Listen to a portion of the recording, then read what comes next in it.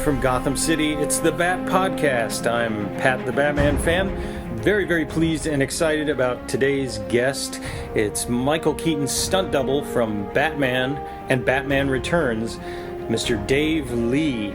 I first got in touch with Dave a couple of years ago. I had emailed him to ask him some questions about the fight scene in the 1989 Batman, which for my money was the coolest part of the movie, and he was nice enough to respond and answer my questions. Since I started the podcast, he's always been on my short list of people to interview, and as luck would have it, I met him in person, sort of accidentally, at 1966 Batmobile designer George Barris's 88th birthday party. It was the craziest thing. I was there at George's shop in North Hollywood where they were having the party, and I look across the room and I see a guy sort of doing a kind of a Batman pose, you know, his arms outstretched like he was demonstrating for a couple of people, and then he spun around and I caught, just for a fraction of a second, writing on the front of his jacket that said Dave Lee Stunts. So I'm thinking, oh my god, it's Dave Lee here in front of me. And so I start jumping up and down, all excited.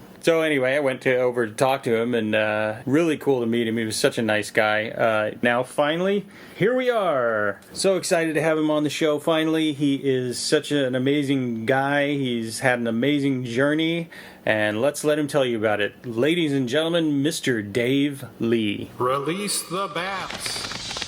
Ladies and gentlemen, my name is Dave Lee. I'm the stunt double for Batman on 1 and 2, reference to Michael Keaton, and I'm very happy to be invited on this show, the BatPodcast.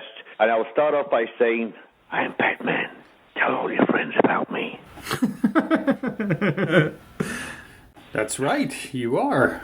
And let's go ahead and tell everyone about you. You started studying martial arts as a young man in London, where you're from, learned a few different styles. Then you said, you know what? I want to take it to the next level. I'm going to go and train in Malaysia. Oh, I studied various martial arts in London, up and down the country, but I knew there was an essence of substance that if you look for the real deal, you're not going to get it on your street corner, the convenience shop. So I was studying under Joseph Chang at the time, Wing Chun, and I spoke to him about my training, and he was getting ready to leave to go off to do, back then, his bodyguard duties in Saudi Arabia.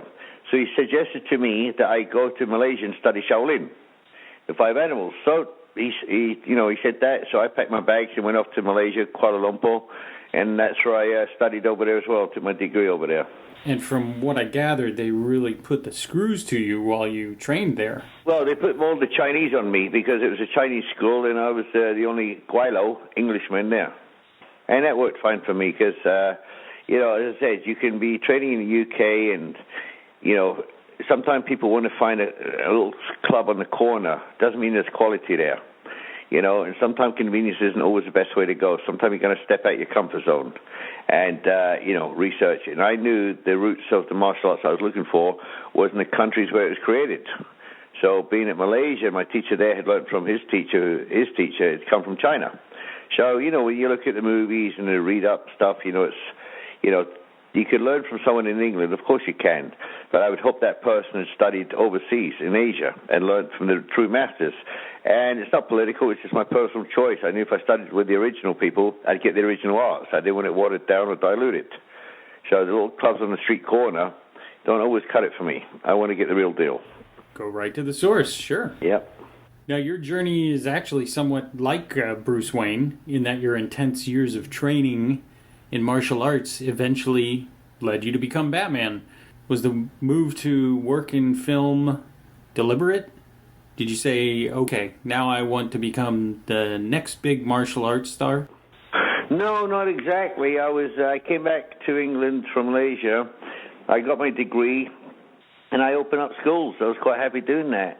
You watch the Bruce Lee movies, and you watch all the classic fight movies, and my entrance into the entertainment world of TV or movies was by accident. I mean, completely by accident. I was having a fight. Well, hey, you know what? You can't arrest me now. It's too late. Statute of limitations. But I was having a fight in Leicester Square, a nightclub I used to go and hang out in, Empire Leicester Square. And I was having a fight outside with a couple of guys. I was having a good time. And my teacher Joseph has always said, as Bruce said in the Dragon, balls don't hit back. Well, pads and bags don't hit back. So, it was a subliminal message to me. If you want to practice and be good, go and fight. And I don't mean that Bruce Lee used to fight, so I followed his example. It wasn't nothing to do with that. Bruce Lee was a great inspiration for many people all over the world. But for me, I used to have a little fight now and then out there, and this particular night I was in a fight. Some guy came up to me and gave me a card. He said, give me a call. And it was a producer to a TV show. And I did this TV show. My first ever TV show was Salt and the Snake's Tale by the writer Roald Dahl. And it was on London's BBC 2 channel then.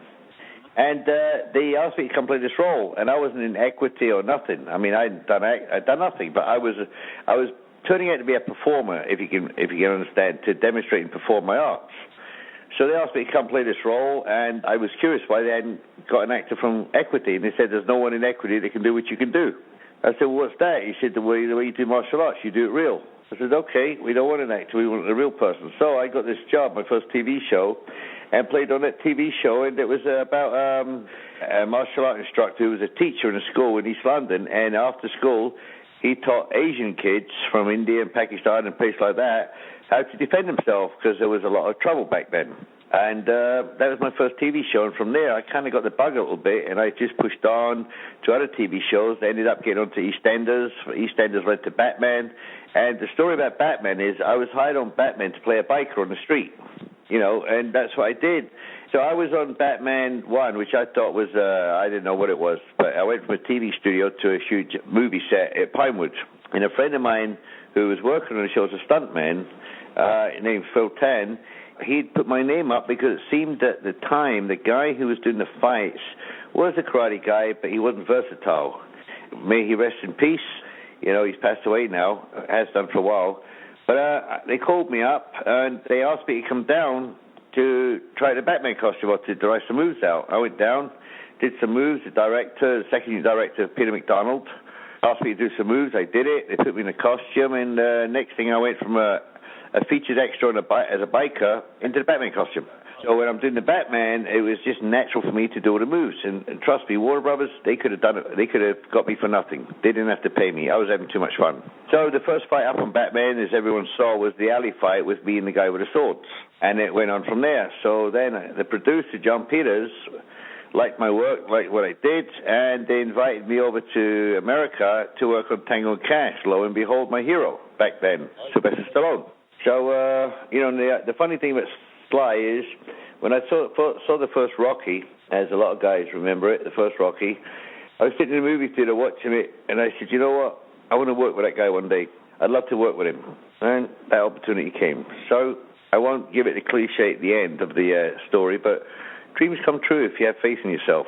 And next thing, I'm out in L.A. working with Stallone on Tango and Cash. That's my first movie in Hollywood. That's awesome. And while I was here, of course, Batman Return pops up. I went to visit Michael Keaton on the movie One Good Cop. It was shooting in L.A., so I went to visit him, and he said, hey, Dave, we're doing Batman Returns. I'm going to call you into Double B again. So the kind of doors were wide open by then. I must have done a good job. You must have indeed, because they hired you then and upgraded you to fight coordinator for Batman Returns.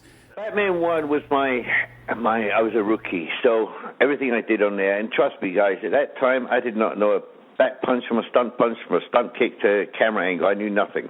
And it was a matter of learning real fast. So the time I got out to L.A., I started to learn the cameras real fast, how to throw the punches and the kicks. As a fighter, you learn to hit somebody, knock them out.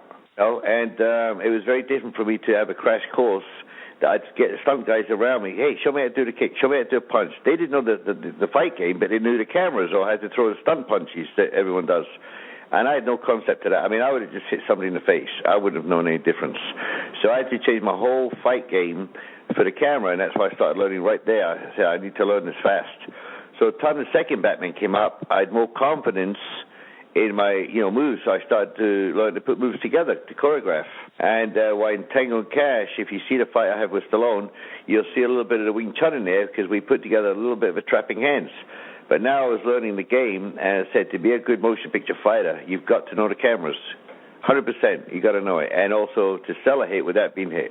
So it was a real crash course, but I think for me, when I have a passion to do something, I dive into it and I learn it real fast. So when you're, on the day, you're ready to go. That's a great philosophy Now, as you pointed out, your first fight scene as Batman was the alley fight, which is one of my favorites. It's always been a real highlight for me, and I've always loved it, but I always was curious. I had a couple questions about it, and that's actually why I initially reached out to you and contacted you to ask you these questions. And the first question was, who played the goon who jumps over the fence and comes at you with the swords? Because he's not credited anywhere in the film. So I never knew who he was. And you told me it was a martial artist called Master Sken. Right, Skenny, yeah, Sken. And he actually, for our listeners, has run a Muay Thai boxing academy in England for years now. He's always done the Muay Thai up in Manchester or somewhere like that. And then the second question was, during that fight, how did they create those sparks coming off your gauntlets during the fight as he's hitting you with the swords? Because there was no such thing as CGI effects back then. Those were real sparks coming off of you. All right, so let's go into the secrets behind the effects. What they did, they put the gauntlets on my forearms. He was coming in to do it. And what we did is we took a sequence from the Sinawali Screamer drill, which would be 5 hits. So I knew the sequence of them because I did the Sinawali Kali drills with Daniel Santo years ago. So what they did, they put these wires up my through my costume, and the sparks were special effects. So when he would hit 1, 2, 3, as they were hitting my arms, the swords, it's like they're hitting the metal of my arms, the costume. So them sparks would go off on time. We probably did maybe 3 or 4 takes, and we got up to speed. And so as he was hitting my arms, the sparks, the special effects guy was hiding, hit a button each time he hit my arm, and the spark would go off. Same way as the bullets, like squibs and bullets. The bullets are already in the wall. You got a guy there with a button. As the gun fires, we press the button and the bullets squibs on the body. Same thing. Right. So when I was doing the fight, all these wires had to be reset. So we get the right sequence, the right rhythm and the hits and the energy up. Yeah. And if you notice on one, it was as we and Skenny were going at it, the energy was getting higher, more crazy, more vicious. One of the swords, the swords that we used were not fake. They were real swords, but they were not like dummy swords. They were not razor sharp, but they were swords from my school in London, and we used them for demonstration purposes and exhibitions, so they were real. The funny thing is, on one take, Skenny came down from the number 5 hit to my head, and I put my arm up, and I didn't feel the ding, but I felt the ping. The ping was not the ding, and that was he missed the gauntlet, went through my skin, and the sword went through into my bone. I still got a little scar on it. Yikes. So, but in times like that, you just keep going. And then you realize after, you look at your arm and you see the rubber. The rubber didn't cut on the costume, but the impact of the sword came down. Skinny did a good job because you had to use the same energy and force, but you have to control it. Otherwise, he would chop my arm off. So that one is on my left arm, and I've still got a little scar there. I'm looking at it right now. And I've got this little, half-inch scar where the sword clinked through, went through to the bone. Ouch. No, it was dramatic. It was fun. Now, you referenced a shared knowledge of a martial arts pattern with Master Sken. You have a lot of knowledge of different types of martial arts disciplines and styles and even weapons training, and I imagine that comes in handy when you're coordinating these fight scenes. Well, versatility in martial arts is always a good way to go to be a stuntman or, in the movies. Right. You don't just know one style. You know many styles, and Destiny had it that when I started learning martial arts, as a young teenager, I got bored very quickly. One style went to another style, and I just kept learning. So instead of mastering them all, I just, jack of all trades, master of none. Right. So that's what I think, and I think that really proved pivotal to my career today, because I'm still looking at styles and still learning from different people, but I learn what I need now, not what they want to give me. Right. It's been enough to choreograph on various levels of fighting. And I say the Batman character himself, I didn't really get the character until I got into the second movie. The first movie, I went in my shot and just had a good time. By the time the second one came around, I started studying, and, we're not brought up on Batman in London, except for the TV show where the guy climbs up the walls, sideways. Right. That was Batman to me. And the joke was, with all my students in my schools, I told them I was doing this Batman movie. Hey, guys, guess what? Yeah, I said, I'm doubling the Batman. I'm doing the Batman show. And he went, "Oh, good luck, Dave." I went, "Wow, they're enthusiastic." And then the next day, "Guys, guess what? I did this and did that," and it was all exciting for me, because I was now doing this amazing role. "Oh, yeah, okay, Dave, yeah, okay." And I said, "See, what's wrong with this lot? These are my students, they should be excited for me." Anyway, it turned out that they thought I was doing the TV show with a pair of tights on and climbing up a wall with a rope. And it was Biff, Bam, Zap, and Kapow. That's funny. They felt sorry for me. They wouldn't embarrass me or be disrespectful, but they thought, is Dave doing a TV show with tights on? Oh, man, that's funny. They never told me until after. I said, "No, you idiots, it's not the TV, it's a real movie, a real thing." I was like, "What?" When they heard about it later, then they go, "Oh, my goodness, yeah." But that was a joke. The joke was on me at first. They all thought I was doing a TV show wearing Batman tights. Which, you know what, I probably would have done it as well, just for the heck of it. Well, I would have too. Now, you also mentioned Philip Tan. And for those that don't know, he was the Joker goon in the first Batman movie who is dancing on the float. And as the hardcore fans will know, he's listed as Asian goon in the credits of the film. The Asian goon, yeah. I've known Phil for many, many years before we did Batman. I knew him in London. We go to nightclubs. He was a top disco dancer back then. Wow, no kidding. He was a top dancer, so he's always busting out his little disco moves. Okay, all right. Now suddenly it all becomes clear. The dancing on the float makes perfect sense now. That's awesome. We go out at night, he'd go and have a dance, I'd go and have a fight, and we meet at the end of the night, kind of thing like that. But he'd already established himself as a great actor and in the stunt register in the UK. He was, I kind of got dragged into this business, see. It was the worst thing they could have done because now they got me in and they'll never get rid of me. So Phil's always been a good friend of mine. He lives out here in LA. We still work a lot together. And you were able to return the favor and then bring him on for Batman Returns. Yeah, he was one of the clowns on the street. When I did Batman Returns, we had this big clown fight, so we wanted martial art people. And, of course, we called Phil in and a few other guys out here. He comes at me, and I give him a back fist, and he spins up in the air, does 1.5 turns. He's very good. Phil's always been very talented in gymnastics and as a martial artist, taekwondo, and he studied with Skenny in Thai boxing. I think when he was on a TV show years ago called Albion Street Market, and he played, go figure, an Asian shop seller or something. So he lived in Manchester for a while, so he was studying Thai boxing up there. Now, speaking of the big clown fight sequence, what was it like coordinating all that, and how did you pick the rest of your fight players and stunt guys for that? Back then, it was your martial art guys who could take hits, fall to the ground, and the thing about Batman, guys want to come in and suggest and do 10 spinning kicks and 10 jumping kicks. I said, guys, it's not practical because by now I'd studied the character more. And I said, Batman's going to hit you once and you go down. You don't come back in. Right.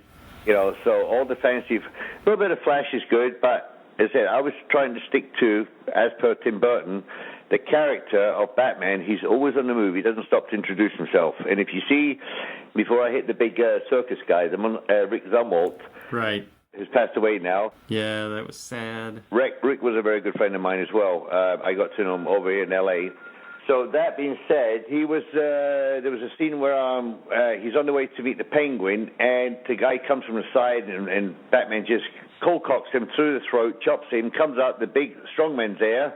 He stands up, puts a grenade in his pants, gives him an elbow, and keeps moving. So the character of Batman and Batman Returns was all about more impact, some more cool moves, but keep moving, don't stop. So the clowns, they want to do fancy moves and flashy moves and stuff, but Batman didn't get into the fight like the ones now. It was like 1 or 2 hits, move on. And although we want to do more cool stuff, you still stick to the character, because if not, the Batman fans will track me down and they'll bat me. Well, speaking as a Batman fan, I wouldn't want to fight you. You're a pretty tough dude, in or out of the Batsuit, and the amazing thing is you've managed to keep yourself in peak physical condition all these years, and it's just astounding. And I've seen you in person doing some pretty amazing stuff. I mean, you haven't let up on your training, and it's really, really impressive. I appreciate your compliment and your observation. There's a thing that stuck with me for many years, my training.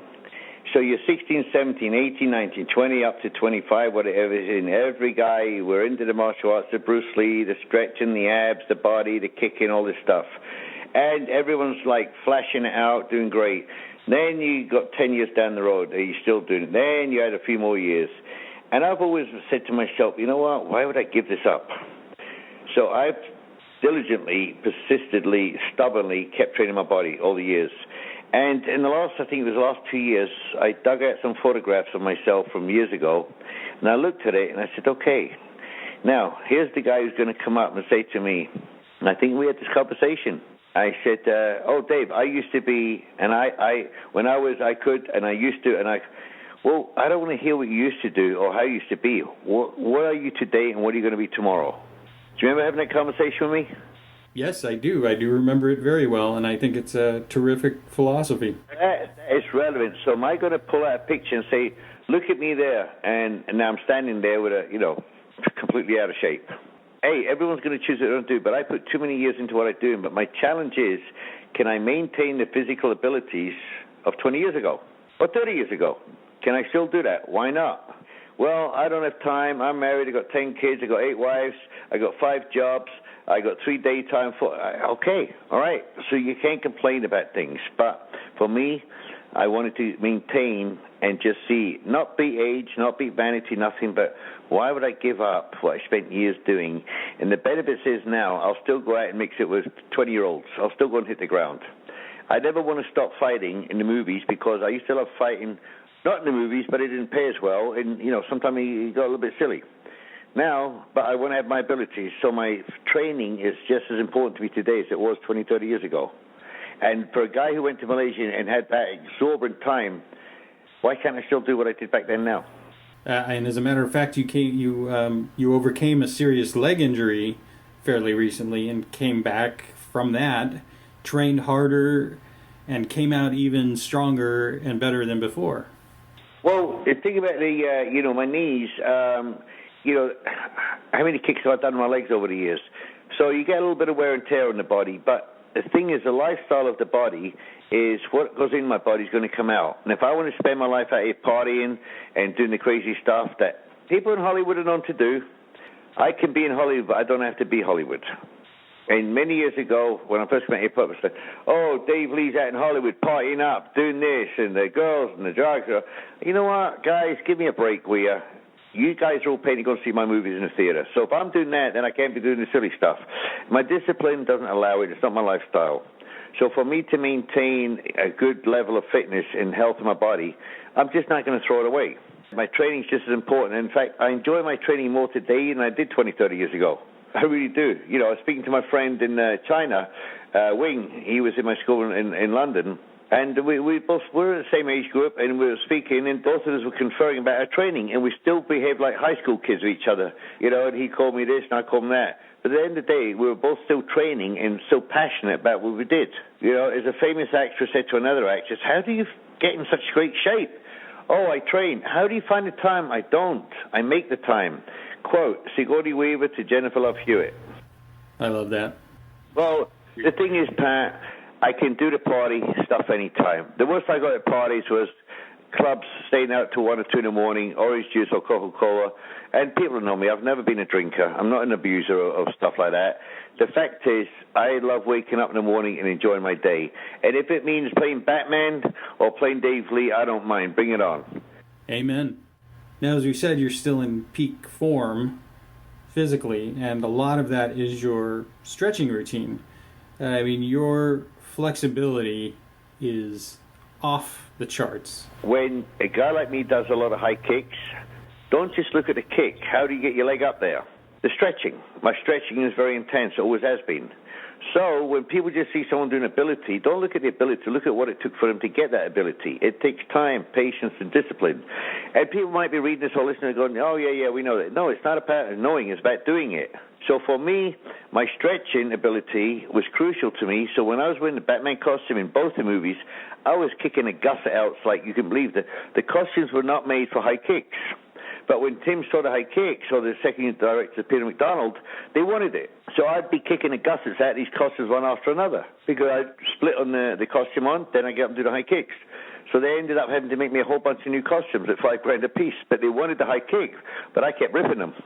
I had no idea, but I said, guys, I need more stretch down here, because, I had the rubber latex costumes. So my stretching's always been good. That high kicks a martial artist, as a martial artist, some people say, oh, you can't kick high, it's dangerous. Well, on camera it's not, so that's what I trained for. So some guy comes into my school, for another school, he says, Mr. Lee, I want to come and train your school. Sure, join in. Can you teach me some high kicks? I said, well, can you stretch? Well, the other school I went to, they didn't teach me high kicks. I said, why not? He said, well, the teacher didn't. And I said, well, what's the problem? And he said, well, he just didn't teach it. I said, no offense, but did he have a big belly? He said, yeah. I said, that's why I didn't teach you to kick, because he can't stretch. So if he can't do it, you can't do it. I said, it's nothing personal, it's just what I like doing. So there's many ways to look at this, Pat, that you're training your body, your mind, your soul, your spirit, whatever it may be. Everyone does what they want to do. I just like just pushing it a little bit further than most. Now, speaking of that, you've now worked with countless other stunt performers, all with different skills, different abilities. But is there a common bond between you all, or like a code? There's a mutual respect in the business here. You get your little egos, you get your insecurities, and you get stuff like that. But I always say, if your art, your abilities are on point, then no one can critique you. There's some martial arts stunt guys out here that were out here long before I came. When I come out here, I had to earn my ticket, to get in with these guys, even as an Englishman coming over here. But the guys I've worked with, the all guys I looked up to, and I used to see their credits, see their movies, and I worked right alongside them. But I said, if you bring your A game to the set, they're going to respect your art. So if you come in half-assed and not really got your skills, then you're a danger to them. So when you do a good job and they see that, you can never fault people's talent. Don't get envious, don't get jealous, be motivated. And sometime in this world, people that you're doing a good job and people want to critique you, pull you down because of their insecurities. It doesn't matter. There's enough for everyone to go around. And if there's a young guy out there right now and he's got some ability, whether it's parkour, freestyle, gymnastics, ability, he can trick ride, he can do anything at all, any flashy style, because it's very popular now. And if he's got that ability, then you go for it. Whoever you are out there, you see it, you can be it, but you got to have that vision. And that's exactly what I did. And I'm 18 years old, I'm in a nightclub, I've got 3 guys on me, I'm having a good time fighting them. The fight finished, and a guy came walking back, he said, hey, Dave, you should be in the movies with that stuff. And I went, what are you, nuts? Don't be silly. Look, I'm not saying that, don't get me wrong, guys out there, I'm not saying that I was a violent person. But, sometimes you have someone's shoulder barges you and something happens. It's part of the street life. That's how I used to do it. But when someone said you should be in the movies with that stuff, I thought it was the most ridiculous thing ever. But he came around and slapped me in the face, and I'm here. And I always tell people, you put your time in. Here's the example, Pat. You witnessed it, all right? Ladies and gentlemen out there, you bat freaks, Pat came to watch me do a fight. And he was doing some behind-the-scenes stills photography for me, which was really helpful. There was a young lady named Kieran Asahan. Yeah, she is pretty awesome. And I've known her for a while from London, and she's a karate-based martial artist, but I saw something in her. And I said to her, if you want to do what I'm doing, you're going to have to put a lot of time, you get a lot of bruises, and you're going to have to lose a lot of sleep, but get committed to what you're doing. She does a regular 9-to-5 job in London. She has her own lifestyle, but we trained together. She trained and trained. I brought her out here, and you were there to witness it. She's never done a fight, and I'll tell you what, no offense to anyone, no tough guy here, but when you do a fight with me, you better come at me. You better rise to the occasion, because I love a good fight. And if anyone saw the Get Carter fight, you'll see what a real fight was, and a few other ones I've done. So I got Kieran in front, and I said, okay, if you're going to get in front of the camera, get ready, because I'm going to slap you around. Well, that was it. She came over, she put her time in. She now has, on camera, a great fight with me, and you were there. You saw the fight. Yeah, it was really cool to watch. Really impressive. But, it's a matter of people who are inspired in this business. How does the fight, how do you get there? Well, there's 2 things in life. There's a journey and there's a destination. I love the journey. So if you're out there going, I wonder if I can do what he does. Well, if you're wondering, that means you're doubting yourself. If you want to do what you do in life, wherever it may be, get it in your head, see it, and then say, next question. I can do this. How do I do it? And work your plan. Plan your work and then work it. So either way, it's little things that I've lived off philosophically, per se, that I challenge myself with on a daily basis. Right now, I'm ready to start another level of my training in what's going on. Mr. Ben Affleck says hi to everybody. Nice. And he's a good friend of mine. We worked very well together on Daredevil. Had a great relationship on there. Had a great time. So when the next Batman comes out, everybody may be in for a few surprises, but that's all I'm saying right now. I love it.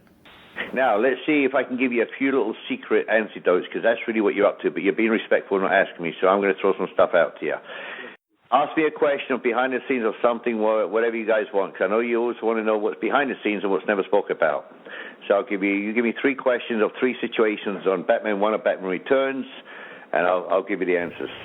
Okay, pressure's on then. Let me think of a good one.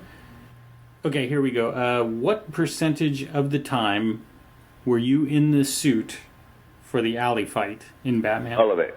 Wow, really? If you look at the camera angles, right, even on the profile, here's the thing about when they first put me in the costume, I didn't know none of this stuff till later on. Didn't understand what they're talking about. Spoke foreign to me.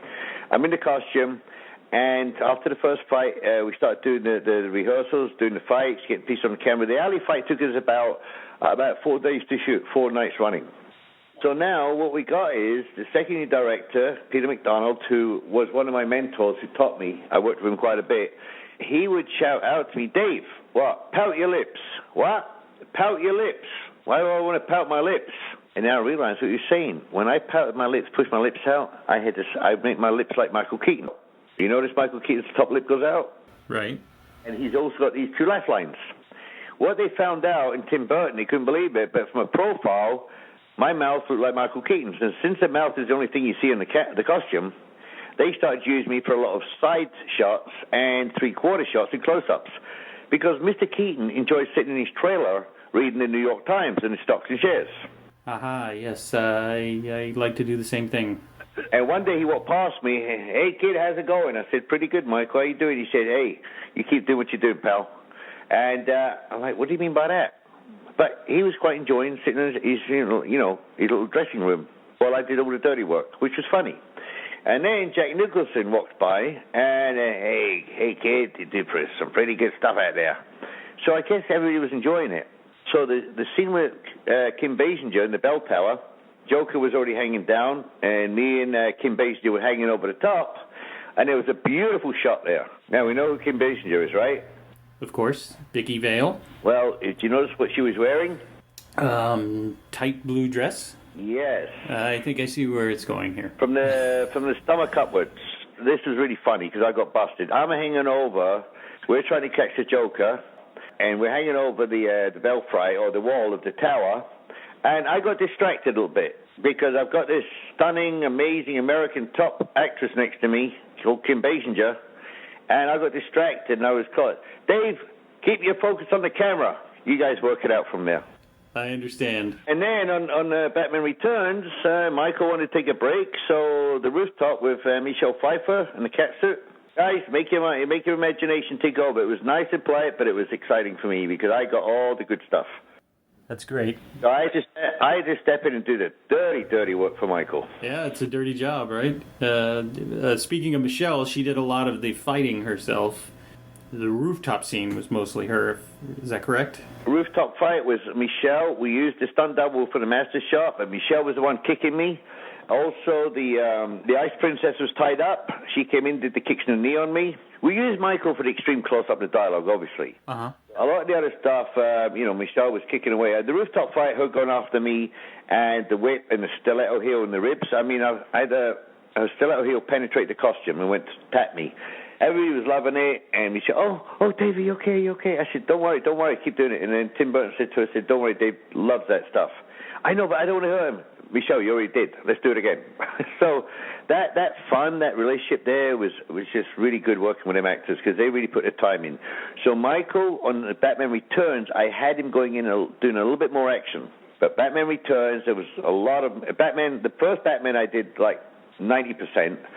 But on the second one, the Bell Tower with Clive Curtis, the big black guy, you know, that was that was new to me. I didn't know what was going on. It was like live or die, or the head comes off. You know the scene where he's swinging the big block and tackle around? Sure. Okay, so we got the choreography, we got it down. I was in charge of that, not my department. I was learning. So Clive comes at me, and he's swinging this thing hell for leather. Now, you know, in the Batman, the mask, you can't turn your face left or right. Right. You turn, and you just see a black wall next to you. Right. Right. Different today, they can turn their heads. So it was a matter of my instinct. So when this thing's swinging at me, I was just getting out of the way in time, but it was clipping the Batman ears. And I get my back to the wall, and he hits this wall, and it went like this real noise. And I ducked out of the way, and all these bricks fell to the floor. And it cut, and I went, are they real? Whoops. When he was swinging that thing, if I did not get down, it would have smashed me in the head. Jeez. But nobody wanted to tell me that till after the fact. That's crazy. So my instinct of my fight training was so precise that it was like someone swinging a punch at me and I couldn't see from the right, or a big hook. And I felt my ears get clipped quite a few times. But because I wasn't aware of it, I did what I naturally would do. Someone goes to swing, you get underneath, duck. So in the costume, the Batman mask wouldn't turn. It was real, and I couldn't stop laughing. But I thought, what if that had hit me? What if that had, like, smashed me in the head, or I didn't duck in time? He couldn't have pulled it back. And the wall at the back was not polystyrene. It were real bricks. Wow. Okay, I guess I earned a few dollars on this one, but that's the experience of saying when you're trained and ready to go, you'll do a good job. Well, that's a great philosophy. Jack Nicholson, when he was dancing with Kim Basinger in the first one, I had to pick him up. And I pick him up, and while I've got him up, Jack Nicholson's making fun of me and teasing me and joking quietly. And I'm laughing inside and my body's shaking. And I'm getting told by the director, Dave, stop moving your body. And Jack's going, hey, you see, I can get you into trouble, get you fired if you keep up. You know, I said, Jack, stop. I'm trying to hold it. I'm supposed to be very strong and holding the character. But I'm shaking because I'm laughing. So then he's supposed to have his teeth fall out. I punch him in the stomach and his teeth fall out and fall to the floor. Do you remember that scene? Sure. All right. Do you know it took 3 hours to shoot them teeth? Oh, my God. For the teeth to fall out and land correctly on the ground, they go tack, tack, tack, tack, tack, tack. I was blown away by stuff like I couldn't believe how much time they spent on a scene to get like a 3-second shot. When we go into Batman Returns with Danny DeVito, you know, it was even more. So I had a day off. I was by the pool. The phone rings. I answer it. Tim Burton wants you on the set. Now, thank God I live very close to Warner Brothers Studio in the Burbank area. Tim Burton wants you. Got in the car, drove straight down the set, walked on. Everybody's like, let him through. Like, what's the big hurry? It's supposed to be having a day off. It was just dialogue with Michael.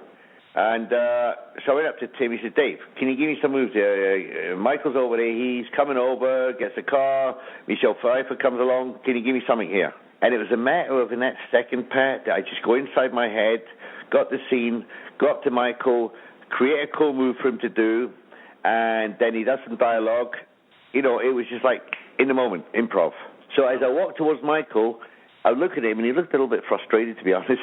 And I said, what's going on, Mike? He said, someone's giving me this move, and I can't do it. I said, okay, what's the scene? I told him, I said, all right, we're going to do this move. Now, you'll see Michael pulls up in the car. The clown has got hold of Michelle. He gets out the car, walks towards, and he fires a dart behind the clown and pulls the rock and smashes him in the head.